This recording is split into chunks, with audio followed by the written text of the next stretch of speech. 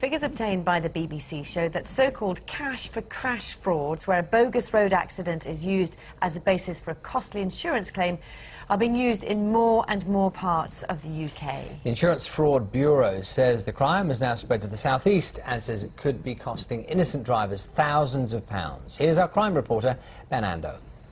He would stop here now with nothing on the roundabout at all and wait till somebody approached him, and as soon as he set off, at this point he would stop and the vehicle travelling behind would not expect that, and a low impact collision would occur.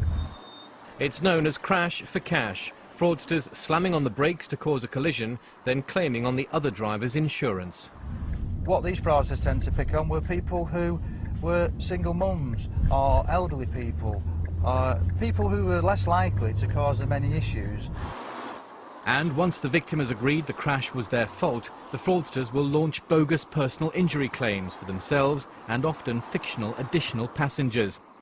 82-year-old Alma Gallanders and her husband Eric were driving home when they were hit by this man, Abdullah Ahmed.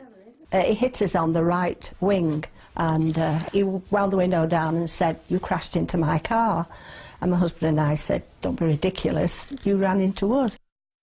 The cars were barely dented, yet Ahmed claimed the Gallanders caused the crash and racially abused him, leading to months of stress for the elderly couple, even though in court he admitted making it all up. He was jailed for 2 years. It was a nightmare. You didn't go to sleep, you're just so worried. And what made it even worse was we were completely innocent of everything. You know, our only crime was being on that road at that time. Earlier this month, 2 brothers linked to Abdullah Ahmed were found guilty of masterminding a £12 million scam using their own claims recovery business in Lancashire. But crash for cash is now moving out of northern England.